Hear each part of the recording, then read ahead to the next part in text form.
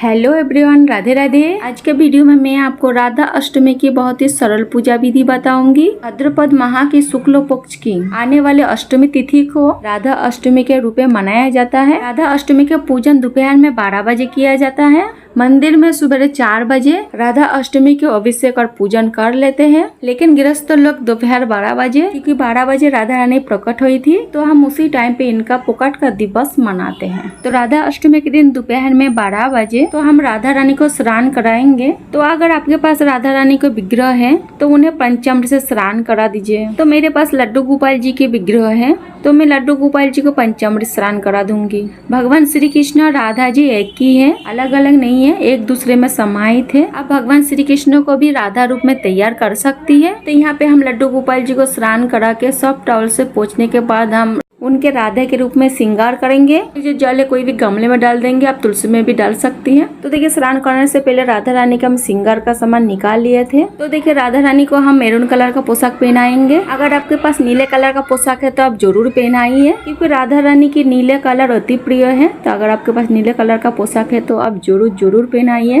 अब मैं लड्डू गोपाल जी को बिल्कुल राधा रानी की तरह तैयार कर दूंगी, फिर उनका पूजन करूंगी। हो सके तो राधा अष्टमी के दिन व्रत आप जरूर करना, क्योंकि राधा एकादशी का व्रत हजारों एकादशी का व्रत का समान फल देता है। तो आप राधा अष्टमी का व्रत आप जरूर करना। के बाद हम राधा रानी को इत्र लगाएंगे। मेरे लड्डू गोपाल जी को राधा रानी के रूप में श्रृंगार आपको कैसा लगा? अच्छा लगा तो कमेंट में जरूर बताना। तो देखिए, राधा जी को हम तैयार कर दिया। अब मैंने सुंदर सा चौकी लगा लिए हैं और चौकी पे हम लाल रंग का वस्त्र बिछा लेंगे। के बाद हमें कलश का स्थापना करना है। तो कलश स्थापना करने के लिए चावल का हम ढेरी लगा लेंगे। राधा अष्टमी पे कलश स्थापना करना अनिवार्य होता है। हो सके तो कलश स्थापना जरूर कीजिएगा। कलश स्थापना करने के लिए मिट्टी का, तांबे का या पीतल का भी आप कलश ले सकते हैं। तो देखिए, हम तांबे का कलश ले लेंगे। अगर आपको मिट्टी का कलश मिल जाए तो अति उत्तम, नहीं तो आप पीतल का या तांबे का भी ले सकते हैं। कलश पे हम पीले चंदन से स्वस्तिक बना लेंगे और मौली भी बांध दिए हैं। तो देखिए, स्वस्तिक भी बना दिया है, मौली भी बांध दिए हैं। और कलश को शुद्ध जल से कंठ तक भर लेना है। इस कलश में हम सुपारी, एक सिक्का, थोड़ी सी अक्षत यानी चावल, थोड़ी सी हल्दी और एक इलायची जगह आप फूल भी डाल सकते हैं। अब इसमें हम 5 पल्लव लगाएंगे। तो अशोका के या आम के पत्ते जो भी आपको मिल जाए आप लगा दीजिए। तो ऊपर हम ढक्कन लगा लेंगे और ढक्कन में हम चावल भर लेंगे। उसके ऊपर हम देसी घी का दीपक रखेंगे। उसके बाद हम दीपक प्रज्वलित कर लेंगे। तो इस तरह से हम दीप कलश का स्थापना कर लेंगे। तो इसमें सभी देव देवता का वास होती है। तो गणेश जी का पूजन भी कलश के रूप में ही कर लेंगे। आप चाहे तो अलग से गणेश जी को विराजमान करके पूजन कर सकते हैं। तो देखिए, मंदिर में राधा रानी को हम विराजमान कर लेंगे। आप चाहे तो झोला में बैठा के भी राधा रानी को पूजन आप कर सकती हैं। तो देखिए, मेरा सुंदर सा राधा रानी आ गए हैं, चौकी में बैठ गई हैं। तो अब हम पूजन करेंगे। तो पूजन से पहले हम शुद्धिकरण करेंगे। तो जल के छींटे लगा के हम शुद्धिकरण कर लिया है। देखिए, सभी को हम जल के छींटे लगा के स्नान करा दिए हैं। तो राधा रानी को हम आज पंचामृत स्नान करा ही दिया था। उसके बाद हम रोली हल्दी से तिलक कर दिया है। अक्षत आप जरूर समर्पित करें। फिर हम फूल समर्पित करेंगे। तो तुलसी हमें जरूर समर्पित करनी है। भगवान श्री कृष्ण और राधा रानी कोई भी भोग स्वीकार करते हैं जब उसमें तुलसी होती है। उसके बाद आप राधा रानी को श्रृंगार का सामान समर्पित करें। आप 16 श्रृंगार का सामान भी समर्पित कर सकते हैं। 2, 5, 7 जितने भी आप श्रृंगार का सामान समर्पित करना चाहती है आप राधा रानी को समर्पित कर दें। उसके बाद हम भोग समर्पित करेंगे। तो भोग में देखिए, हम ऋतुफल समर्पित करेंगे। जो भी आपको ऋतुफल मिल जाए आप जरूर समर्पित करें।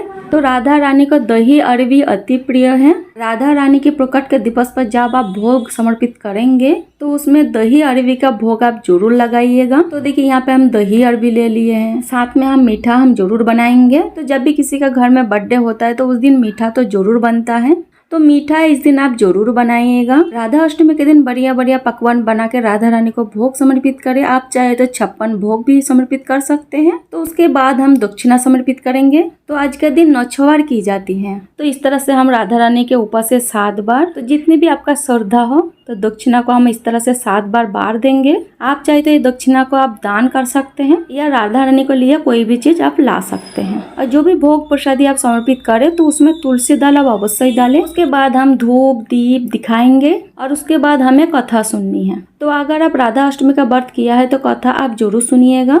और आधे दिन का ही व्रत होता है, तो हो सके तो व्रत आप जरूर कीजिएगा। दोपहर को 12 बजे तक ही व्रत होता है। तो देखिए, कथा सुनने के लिए हम सीधे हाथ में फूल ले लेंगे। कभी भी कोई भी कथा खाली हाथ नहीं सुननी चाहिए। तो फूल हाथ में लेकर हम राधा अष्टमी की कथा सुनेंगे। तो कथा आप मोबाइल से भी सुन सकते हैं और अपने से भी पढ़ भी सकती है। कथा सुनने के बाद हाथ में जो हम फूल लिए थे हम राधा रानी को समर्पित कर देंगे। तो इस तरह से हमारा कथा पूर्ण हो जाएगी। कथा सुनने के बाद हम आरती करेंगे। तो आरती करने के लिए जो दीपक हम कलश के ऊपर प्रज्वलित किए हैं तो उसको बिल्कुल नहीं हिलाना है, उसको बिल्कुल नहीं उठाना है। या आप अलग से दीपक जला लीजिए या फिर आप कपूर से भी आरती कर सकती हैं। तो यहाँ पे हम कपूर से आरती करेंगे। तो बहुत ही प्रेम पूर्वक हम सबसे पहले गणेश जी की आरती करेंगे। उसके बाद हम भगवान श्री कृष्ण राधा रानी की आरती करेंगे। तो बहुत ही प्रेम पूर्वक हमें आरती करनी है। तो आरती करने के बाद भगवान श्री कृष्ण और राधा रानी जी से हम हाथ जोड़कर पूजा में रही कमी के लिए क्षमा याचना करेंगे और मेरे परिवार का मनोकामना पूर्ति के लिए हम प्रार्थना करेंगे। तो भगवान श्री कृष्ण को पाने का एक ही रास्ता है, वो है राधा रानी। अगर हम राधा रानी को पसंद कर लेते हैं तो भगवान श्री कृष्ण अपने आप प्रसन्न हो जाएंगे। इसीलिए राधा अष्टमी का पूजन आप जरूर करें। और जो भी भोग प्रसाद हम चढ़ाए हैं परिवार में सभी सदस्यों को प्रसादी स्वरूप हम बांट देंगे। तो इस तरह से हमारा राधा अष्टमी की पूजा पूर्ण हो जाएगी। तो पूजा करने के बाद हम व्रत का पारण कर लेते हैं। उसके बाद हम राधा रानी को झूला झुलाएंगे। राधा अष्टमी के दिन आप पूजा से पहले या पूजा के बाद आप झूला आप अवश्य झुलाइए। तो राधा रानी को इस दिन आप झूला आप जरूर झुलाइए। तो देखिए, राधा अष्टमी के दिन दोपहर 12 बजे हमें पूजा कर लेनी है। तो इसका दोपहर तक ही व्रत होता है, बाद में इसका हम पारण कर लेते हैं। और ये जो चौकी आप शाम के टाइम उठा सकती है। भोग प्रसाद तो हम पहले ही उठा लेंगे। इसके बाद जो हम श्रृंगार का सामान समर्पित किया है आप स्वयं यूज कर सकते हैं। और जो कलश का जल है आप पौधों में डाल दीजिएगा। और जो कलश में सुपारी, सिक्का, इलायची जो डाली है वो अपने पास रख सकती है, वो दूसरे पूजे में भी यूज कर सकती है। और जो नछवार किए हैं आप चाहे तो वो दान कर सकते हैं, या फिर अगर आपके पास राधा रानी का विग्रह है तो उनके लिए कोई भी चीज आप लेके आ सकते हैं। जैसे बच्चे को बर्थडे आते हैं तो गिफ्ट वगैरह देते हैं ना, उसी तरह से। तो बाद में इसी तरह से बहुत सरल विधि से आप चौकी को उठा सकते हैं। अगर आप लड्डू गोपाल जी की सेवा करते हैं, भगवान श्री कृष्ण की भगत है, जन्माष्टमी आप मनाती है, तो आप राधा अष्टमी जरूर मनाइएगा। तो राधा अष्टमी के सरल पूजा विधि आपको कैसे लगा? अच्छा लगा तो वीडियो को लाइक आप जरूर करें। और सरल पूजा विधि वीडियो देखने के लिए मेरे चैनल को सब्सक्राइब आप जरूर करें। मिलते हैं फिर किसी और वीडियो के साथ, तब तक के लिए राधे राधे, जय श्री कृष्ण।